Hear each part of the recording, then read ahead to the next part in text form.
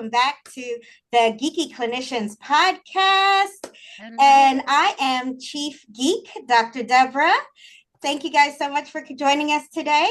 I'm going to let my Geeky Clinician squad introduce themselves, and then I'll have the privilege and honor to introduce our special guest today, Katie. Hello, I'm Jacinta. I am lead geek. Hello, everyone. My name is Mona. I am a resident here at 3D Psychotherapy, and I am a geeky clinician. All right, guys.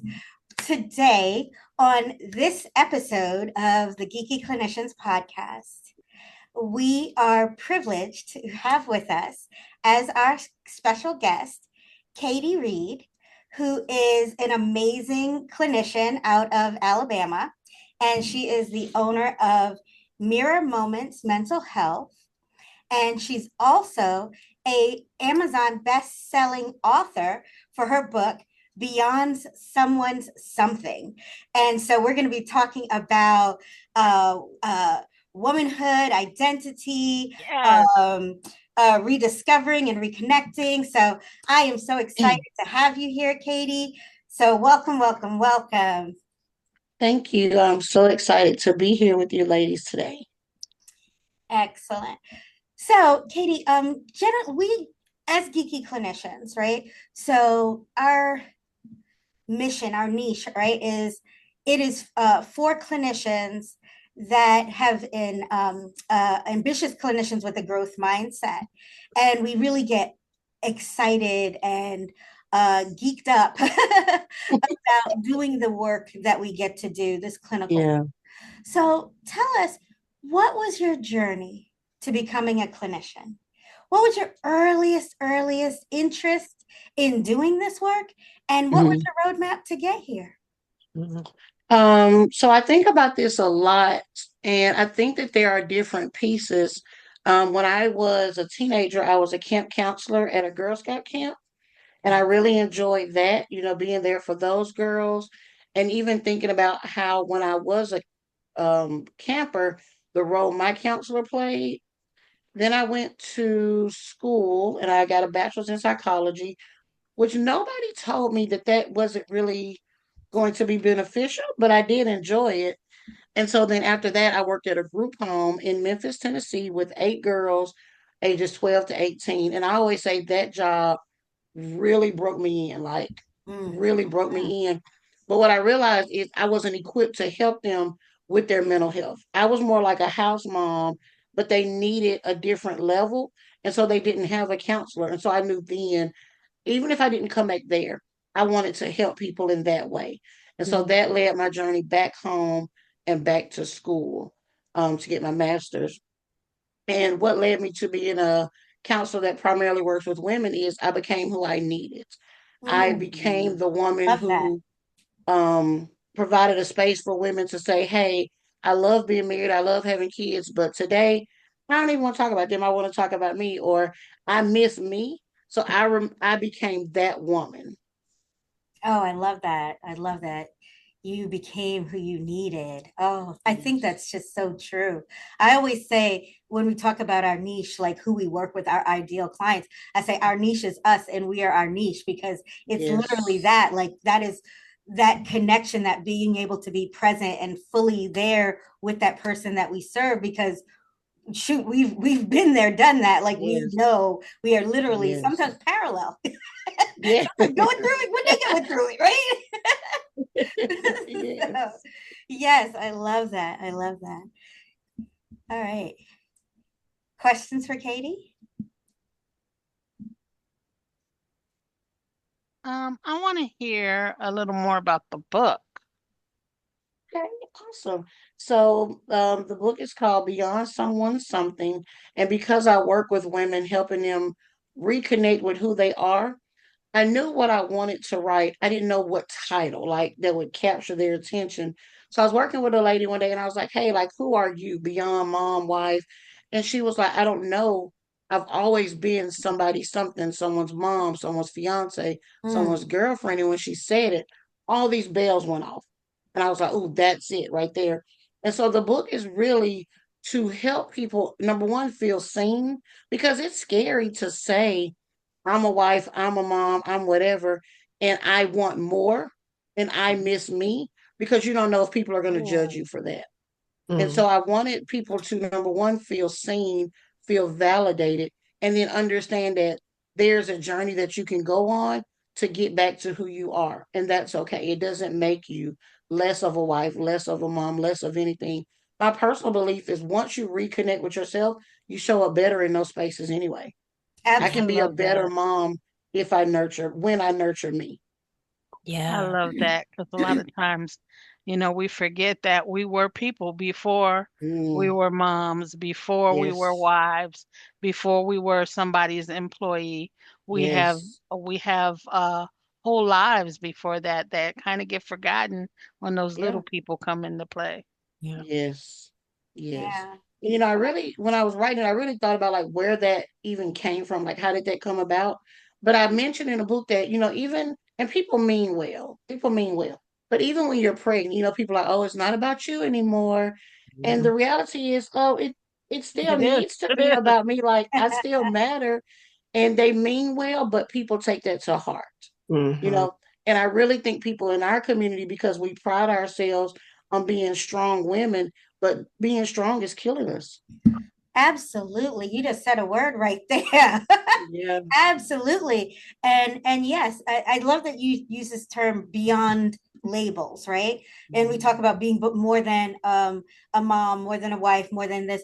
But even if somebody is unpartnered and childless, we Yes. still, as Black and brown women, from it's part of post-slavery, post-traumatic slave syndrome. Like there's Yeah. always been that label of just the label of being a Black Yes. woman, right? Mhm. How Yeah. do we get beyond Heavy. that It label, can right? be heavy, Yes. right? Right? Like just, Yes. even I don't want to, but right now they talk Black women save the world, right? So there's this identity of just Yes. being. And then how do you separate out from what the world is expecting of you to just Right. being okay with just being who you are in this here and now? Yeah. Yeah. It's a heavy label. And I'm glad you brought up our current climate. I was in a group the other day and there was a lady who was not Black or brown. And she was like, oh, I really love what's going on. I love that y'all are saving the world. And the reality is, we can't save something we didn't create. And Mhm. Mhm. that's too heavy a burden to put on us.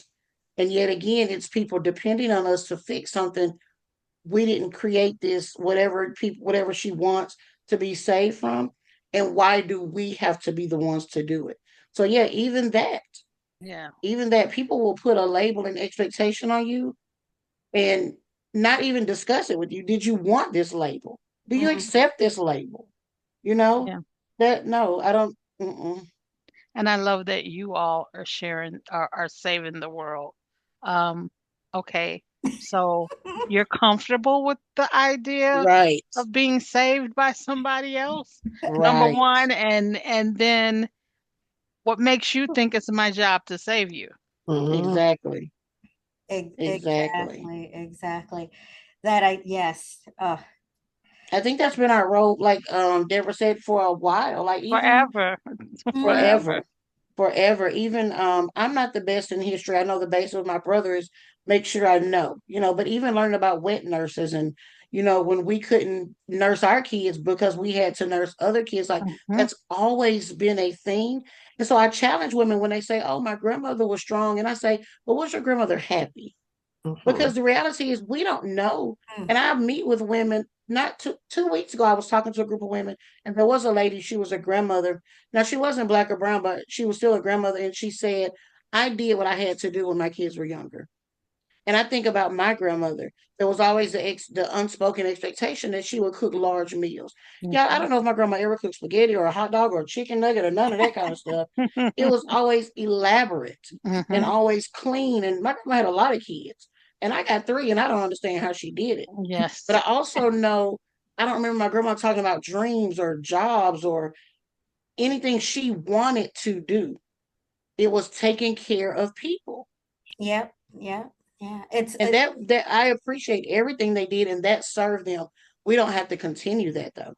Right. Yeah, and that's powerful. That how do we break that though? Like how do we, first I think we have to have that awareness, right? The awareness that Yes. one, this label has been imprinted on us, right? Yeah. And that we're operating maybe out of some sort of trauma response that's intergenerational that we don't even have a conscious awareness of. It's at that Yeah. subconscious, instinctual, somatic level, right? So how do we have to have that awareness, but then once we have the awareness, we're fighting against the world, you know to change that, To because they change Yeah. it. they want to keep us in that box. Mhm. Yeah. Yeah. I And think some of it's us, it's comfortable to be there.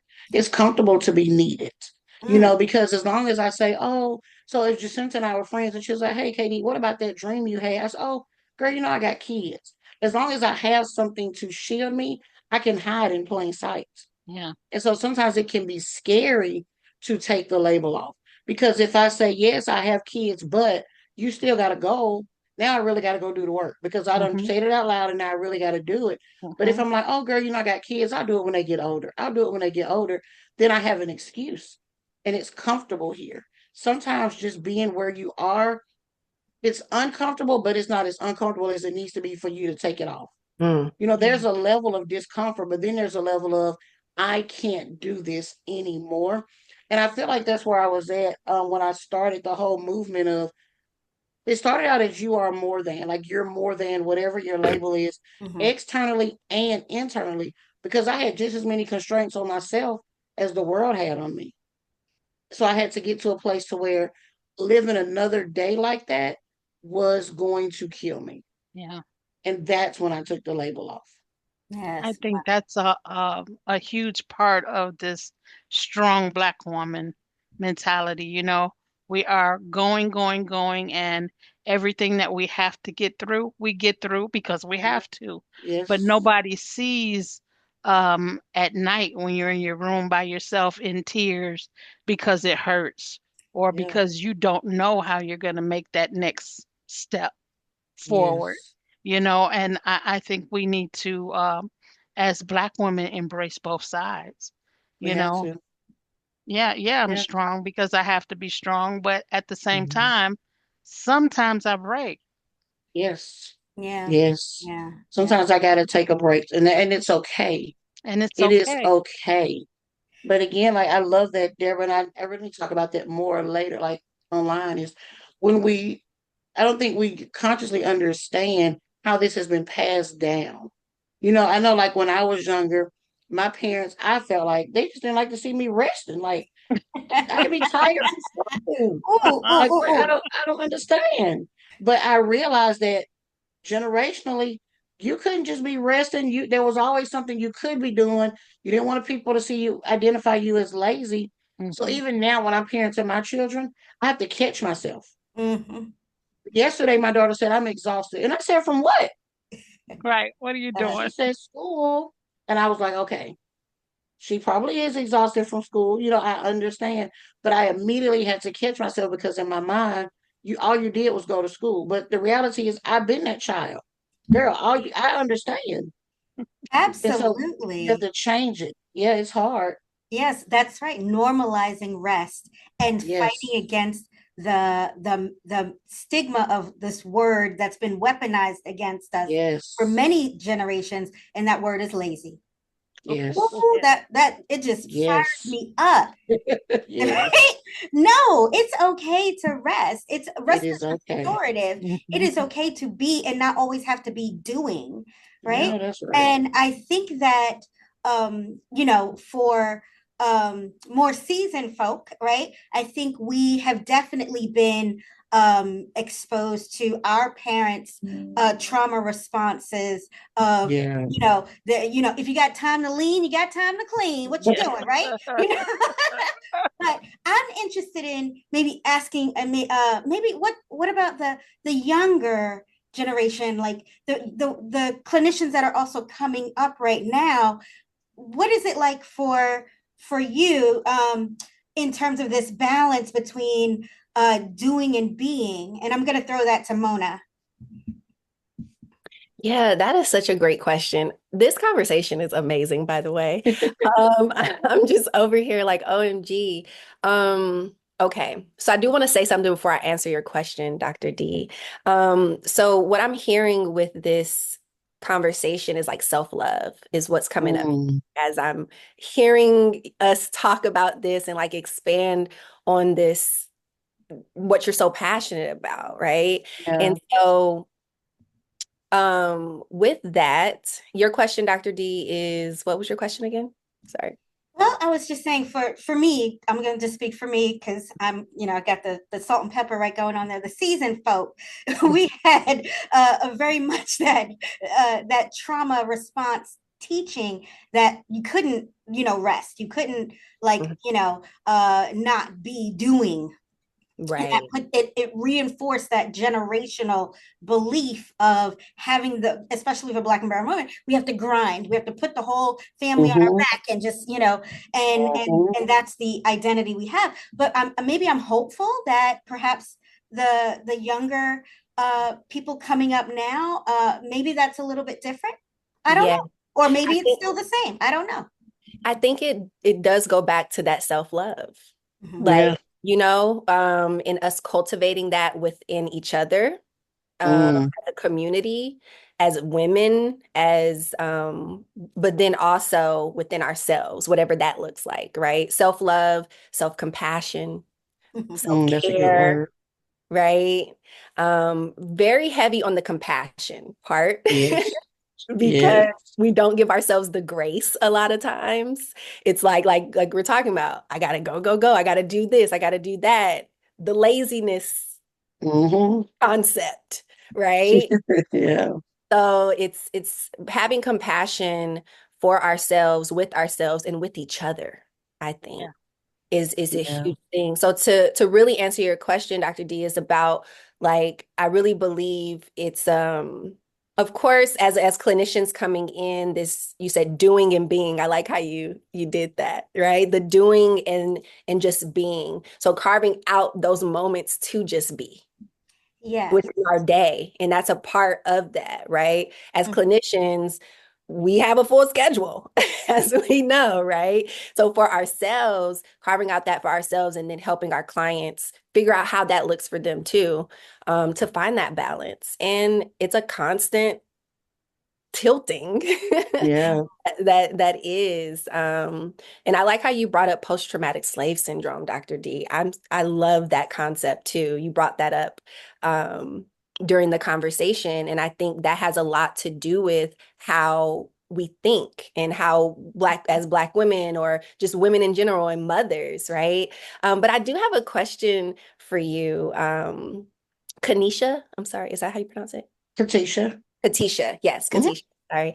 And so my question for you is if a woman is going through this, like she's having trouble, like really finding that self-love or finding, whatever it is that she needs, what are some things that a woman could do, like to really kind of, I don't know, get into the part of herself that she may need to find that balance.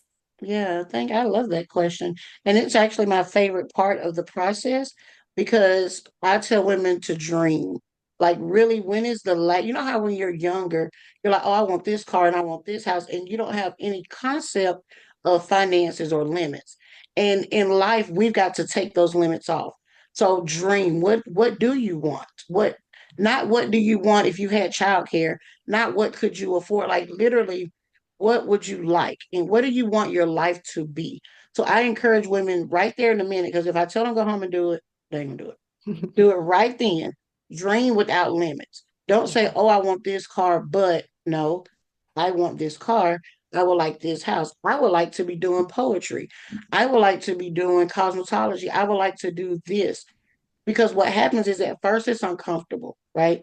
And they're thinking of, I can't afford this, and who's going to keep their kids, and I'm not good at this. And then it's like, oh yeah, I remember I wanted to do this, or I wanted to dance. And so if you wanted to be a dancer, let's focus on that.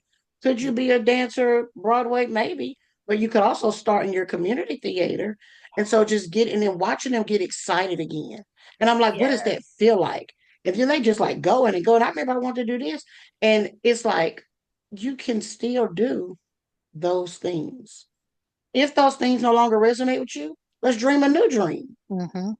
Let's dream a new dream, but it's just dreaming without limits. I had a lady tell me the other day, she's like, I used to always want to get a piece of land and put some houses on there for low income families. I was like, okay. And so when are we starting? Like, what are we doing? And she was like, oh, I can't do that. And I was like, why? She was like, I don't think I can afford that. I said, but do you know how much it costs? No. Okay, so you've already disqualified yourself. Have you looked at land? Have you done these things? Right? When I started out doing this clinician work, I didn't know the possibilities. Mm. Once I met some different people and I was exposed to the possibilities, okay, so I don't have to be broke. I don't have to do this. I can do this kind of therapy if I want to. I can just focus on this because once you dream, once you're exposed to something, your brain can't go back to what it was. Mm-hmm. That's right. And You so can never it's just unknow that. it. Hmm. It's just dreaming without limits and pushing past the discomfort.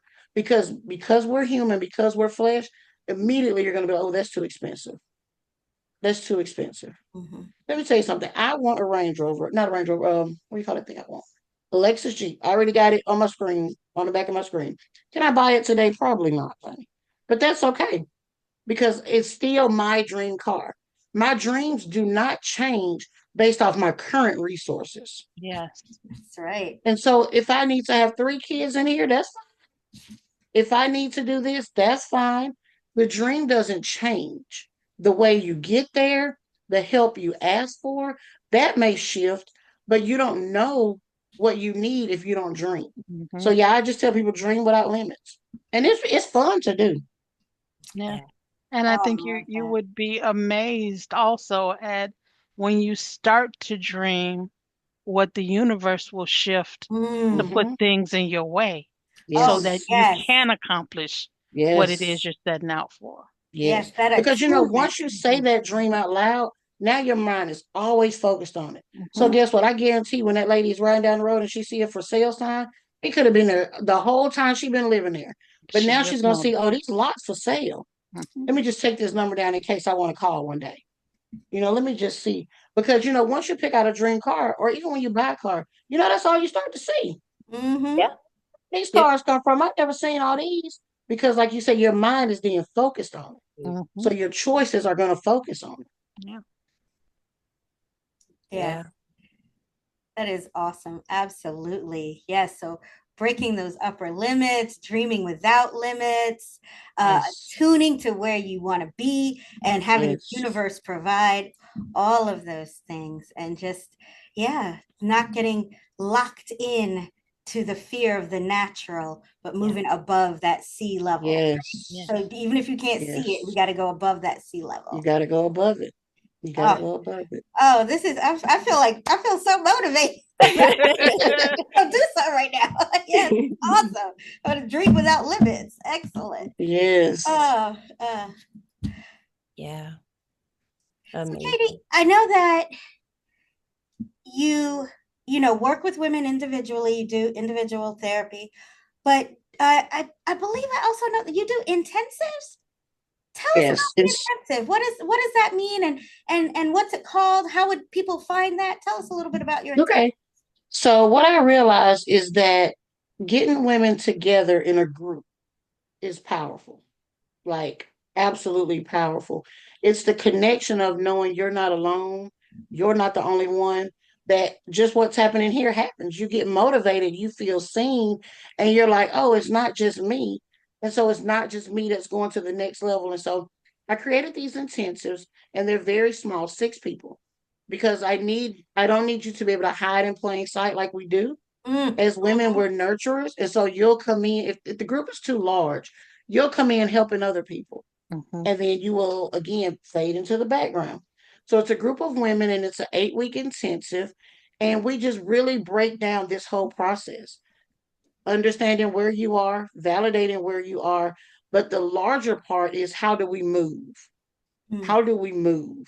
So we can understand where you are. We can talk about how you got there, what this feels like, and really validate that, because I think it's important to validate those feelings, and more so important to be solution focused.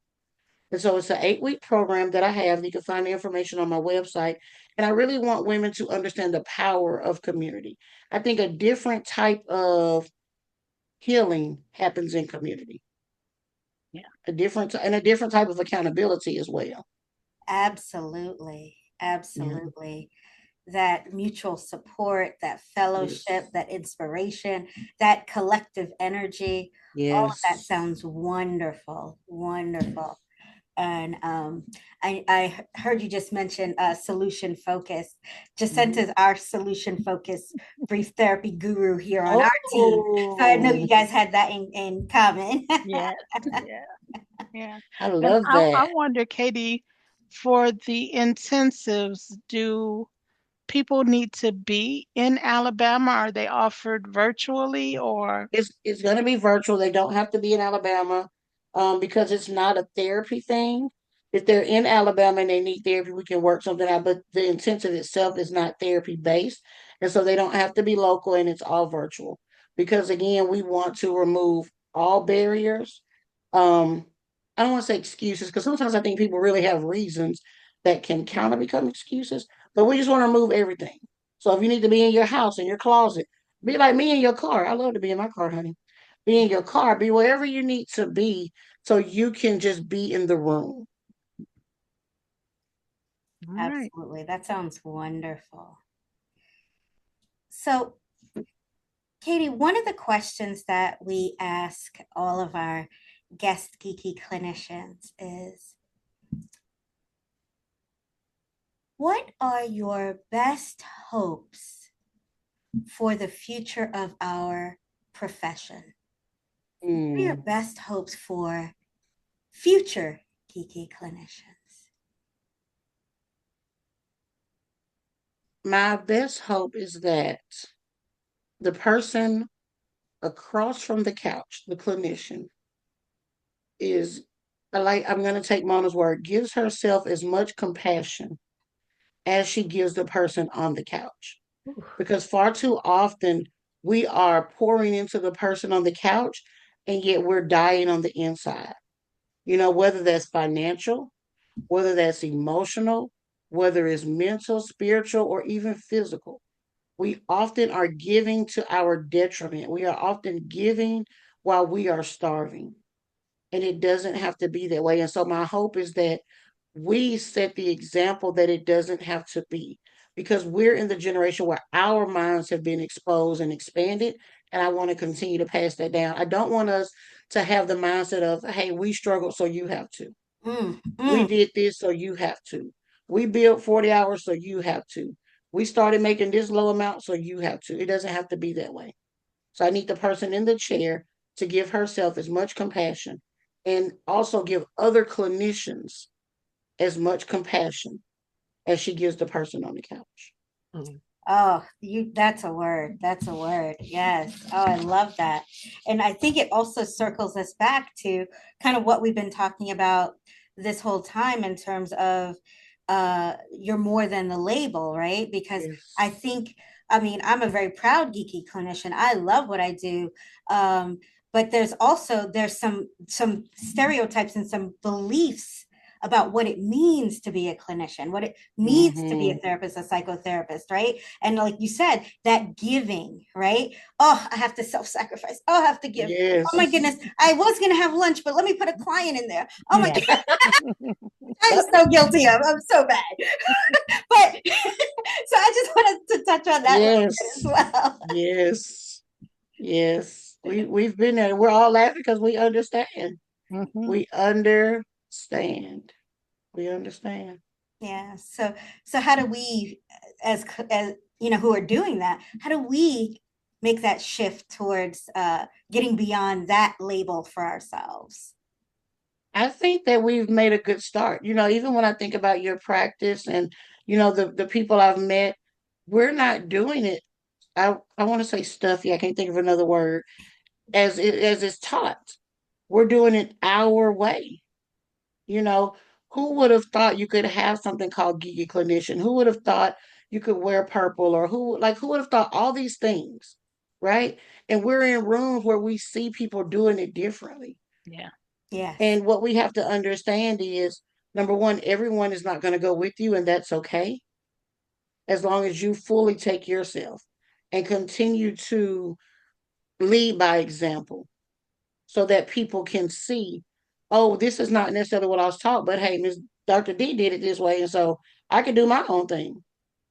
You know, even to the way I got to solution focus is that way. Is I was like, oh, these other things do not resonate with me. Like, I don't got time to be going through this for years and years and years with you. I'm not doing that. And then I read about that, and I was like, oh, what is this? So even just that, we just need to keep talking about what we're doing. Hmm. I correct people all the time, and they was like, "Oh, you must not make a lot of money."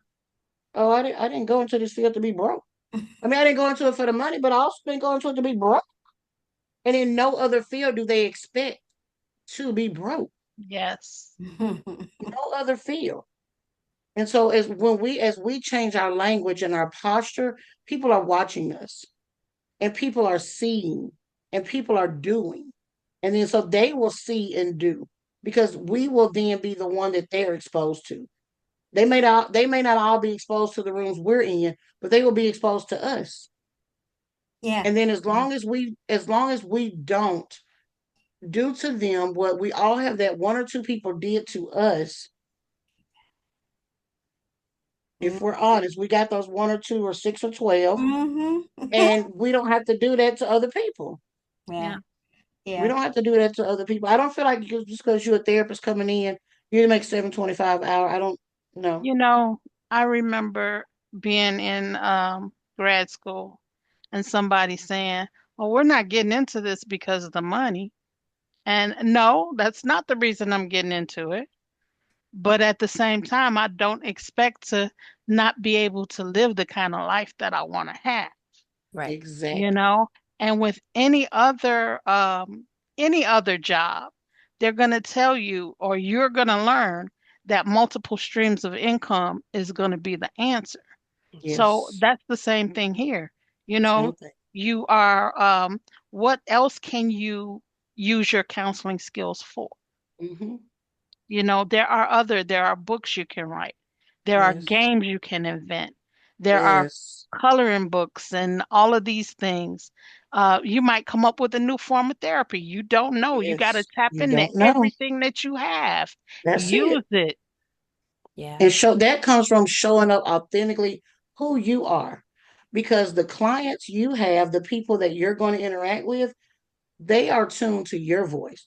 There are some people who they may hear me, they may hear Jacinta, they may hear Mona, but they may not resonate until they hear Dr. D say it the way she says it. Hmm. Right. Mhm. And so if you show up as somebody else, you're cheating yourself.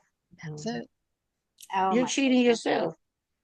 I tell them at work, don't send no intern in my office because I don't do stuff by the book, honey. Don't send no intern in here. Because I have learned what works for me and what works for my clients, and Mhm. I'm not following the script. I'm sorry. Oh, But it I took love that me so much. showing up as me. You have to show up fully, fully, fully, fully as yourself. Yes. Absolutely. Oh, that's so this has been so amazing. Like I have enjoyed you so much, Katie. You're so I have enjoyed awesome. This is y'all. so great. Oh gosh. All right. So tell the viewership where they can reach you, where they can get your book, where they can book a spot, one of those 6 spots in that intensive, or get Right. on the wait list because it's gonna be full. So Yes. Okay, so my website is you are more than, it's the letter you are more than sbm.com, and all my information is there. The book is on Amazon, and I think there's also a link on my website. And you could always find me on social media under Katesha Reid or KD Reid. What's the name of the book again? Beyond Someone Something. Beyonce. excellent. All right. Thank you so much for being here Thank with us you. today. Thank you Thank guys you. for watching. Like, subscribe, stay connected. So excellent. Have a great week, and we will see you in the next episode. Bye.